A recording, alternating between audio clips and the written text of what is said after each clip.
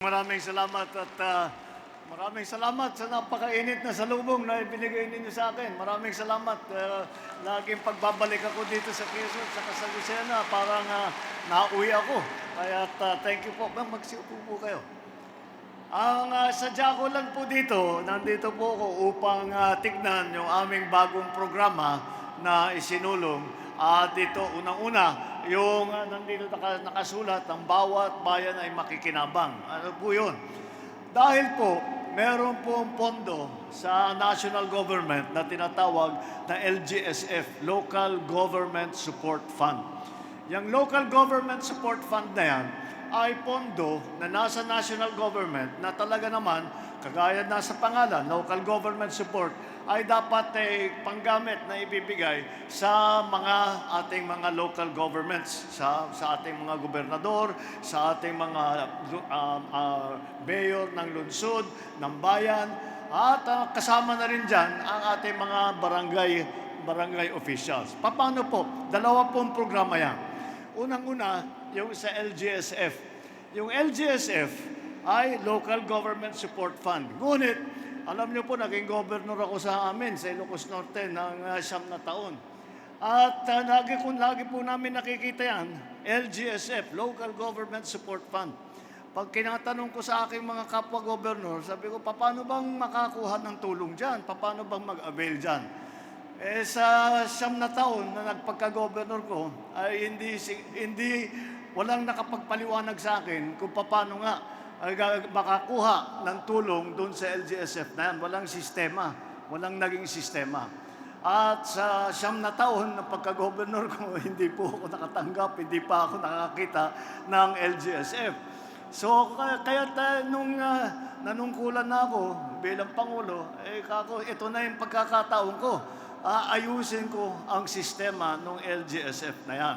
Kaya, ang ginawa po natin ay sinabi natin, unang-una, makipag-ugnayan sa local government. Dahil po, sa pamahalaan, sa gobyerno, ako po ay lumaki sa local government. Diyan ako natuto para malaman kung ano ba talaga nangyayari. Dahil pagka senador ka, presidente ka, mahirap malaman kung ano ba talaga ang sitwasyon doon sa bawat probinsya, sa bawat lungsod, sa bawat bayan. Mabuti na lang magtulungan. Kailangan magpatulong din kami sa ating mga local government official. Kaya ginawa namin ay nakipag-ugnayan tayo sa ating mga local government official at ang pondo ng LGSF na galing sa national government ay namin hindi na national government ang mag-administrate, magbibigay nitong pondo na ito. Dapat magpatulong tayo sa local government officials. Dahil alam naman natin, kapag ang national government ang gagawa, may katagalan po.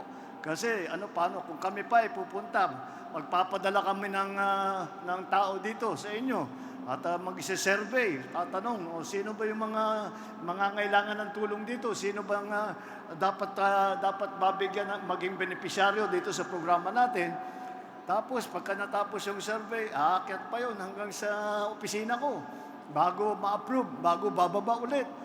Mahaba-haba na proseso yun. Kaya ako, para mapabilis, ay magpatulong tayo sa local government. At sabihin na lang natin, sabi ko, bakit pa tayo gagawa ng survey? Dahil sa local government, alala ko, yung listahan ng mga nangangailangan, yung mga dapat maging benepisyaryo, ay araw-araw namin tinitignan yan. Araw-araw naka-file yan. Araw-araw namin pinapalitan at dinadagdagan, binabawasan, kung ano man ang kailangan gawin. Kaya sabi ko, tanong na lang natin sa ating mga local government official. Yan po ang aming ginawa. Kaya hindi na po ang binigay po natin, ang pondo na yan, lahat ng pondo na yan ay binigay natin sa ating mga local government officials para dito sa Rice Support Program. Ito po, yung nakikita ninyo, yung mga tigsa 10 kilo na sako ng bigas. Ito po ay pampatulong dahil po sa dami ng pangangailangan ng ating mga kababayan pa natin na hindi nakakatiyak na sila kakain ng mahusay sa isang araw. Kung minsan po, meron kaming nakikita, isang beses lang kakain sa isang araw, pati yung mga bata, pati yung mga anak nila.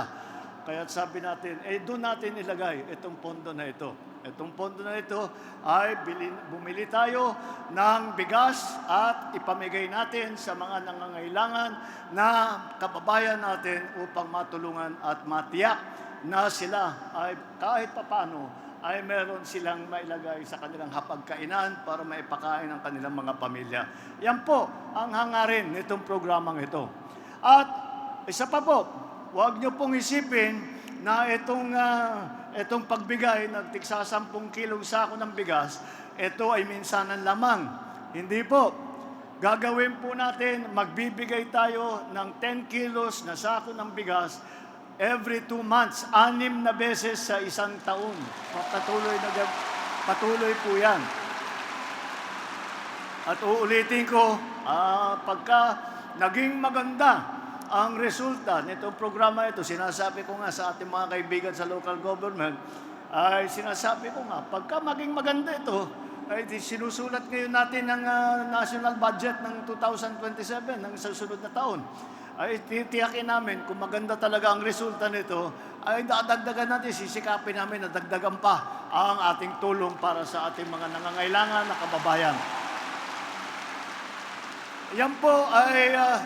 Yan po ang nasa programa po ng LGSF. Kinuha po natin sa LGSF.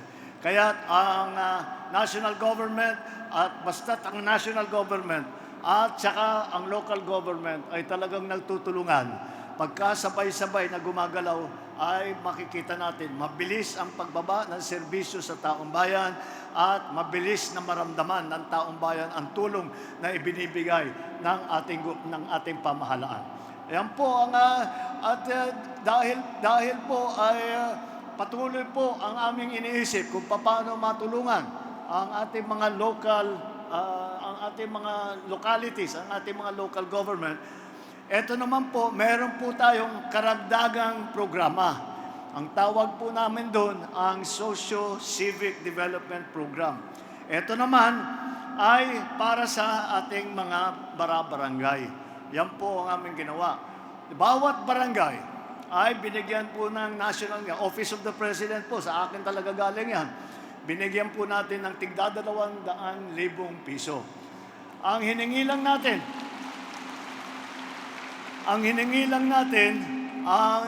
sa ating mga barangay official ay doon sa 200,000 piso, ang 100,000 piso ay gamitin natin para tulungan ang ating mga magiging scholar. At mamili ang bawat barangay ng 5 na maging presidential scholar upang mabigyan ng tulong sa halaga ng 20,000 piso. So, bawat estudyante na napili ng ating mga barangay official, sila po ay makakatanggap. Yan po yung nakita ninyo, yung ating mga estudyante, mga nag-aaral, ay nabigyan ng cheque, tigda 20,000 piso yan. Para sa kanila yun, para sila tiyak na makapagtapos. Yun po ang hiningi namin sa ating barangay official. Hanapin nila yung mga malapit na magtapos, pero alanganin, baka hindi makapagtapos na mabuti dahil nga kulang sa pambayad, kailangan magtrabaho, kung ano man ang naging dahilan, ay para makatulong po tayo. Bakit po natin ginawa yan? Dahil napakahalaga na ang ating mga kabataan, pagdating ng panahon na sila na ang mga leader ninyo, sila na ang namamahala, sila na ang nagpapatakbo ng pamahalaan, sila na nagpapatakbo ng mga negosyo, sila na nagpapatakbo ng kung ano man ang kanilang pasukin na hanap buhay, ay handa sila. At sa ganung paraan, matutulungan nila ang kanilang sarili, matutulungan nila ang kanilang pamilya, matutulungan nila ang kanilang komunidad, at matutulungan ang buong Pilipinas. Yan po ang ating mga programa na ibinibigay. Yung pong natira na 100,000, di 200,000 yan. Bibigay natin yung 100,000 sa ating mga scholar. Yung natirang 100,000, bahala na yung ating mga barangay official kung saan nila gagamitin. Dahil alam naman natin, Ito na naman, dahil sa karanasan ko sa local government, alam ko, walang mas nakakaalam sa sitwasyon sa lugar, sa barangay, sa bayan, sa lungsod, sa probinsya, kung hindi yung local executive. Kaya hindi namin sinasabi, dito nyo gamitin, dyan nyo gamitin. Nasa sa inyo yun. Kung ano yung pangangailangan ninyo at nasa sa inyo kung paano ninyo gagamitin yun. Kung makita po ninyo sa labas, meron po mga ibang barangay chairman na nandun, pinakita. Yung iba ginamit pambili ng monoblock, yung iba ginamit na pambili ng computer, bumili ng solar light. Doon sa ibang lugar, bumili ng motorsiklo. Doon sa ibang lugar, kung ano, yung ibang barangay, bumili pa ng bigas para dagdag pa. Kaya nasa sa inyo na yon kung saan nyo sa palagay ninyo ang pinakamagandang paggamit na ang pondo na yan. Kaya po, yan po ang aming dalawang bagong programa at ito ay talagang ginagawa nating mabilis at ginagawa natin mas mabilis para maramdaman ng ating mga benepisyaryo para mabigyan natin ng tulong ang ating mga kababayan na alam naman natin, yung mga iba sa mga kababayan natin ay nangangailangan pa rin ng tulong. Yung mga ibang kababayan natin ay kailangan pa rin alalayan. Kaya yan po ang aming binuo na programa. Yan po ang LGSF, yung una, yung LGSF, yung pangalawa ay yung Socio-Civic Development Program. Ito po ay sa programa na ang bawat bayan ay makikinabang. Yan po ang ating magiging programa. Sana po ito ay maging matagumpay.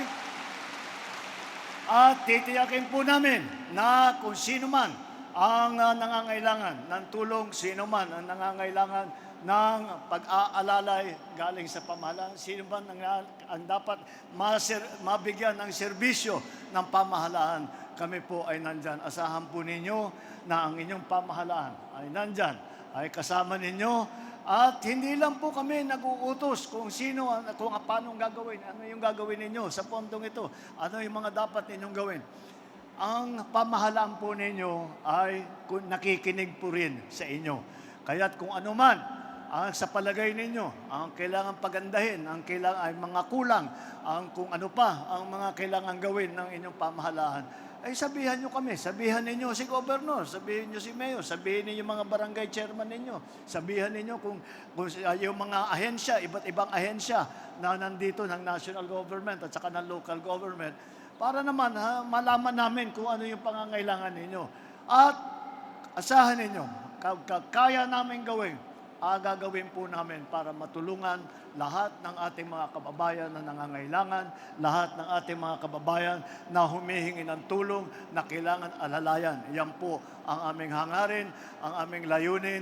At ito po, dahil naging bunga po nito, dahil hindi ko makalimutan, nung bago akong upo bilang Pangulo, ay tinanong sa akin, nag-interview ako, tinanong sa akin, ay kanila, ano ba talaga ang pangarap mo para sa Pilipinas? Nag-isip ako ng sandali at mabilis na nakita ko yung ano ba talaga yung sagot dyan. Ang sagot ko, ang tanging pangarap ko para sa Pilipinas ay wala ng gutom na Pilipino. Yan po ang aming ginagawa para maabot natin yung pangarap na yan, para matupad ang ating pangako sa ating mga kababayan na tayo ay nandito para magserbisyo sa inyo. Kaya asahan po ninyo, ang pamahalaan ninyo ay hindi po malayo sa inyo. Nandiyan po sa tabi ninyo at pagka kayo ay nangangailangan ng tulong, gagawin po namin ang lahat upang tulungan kayo.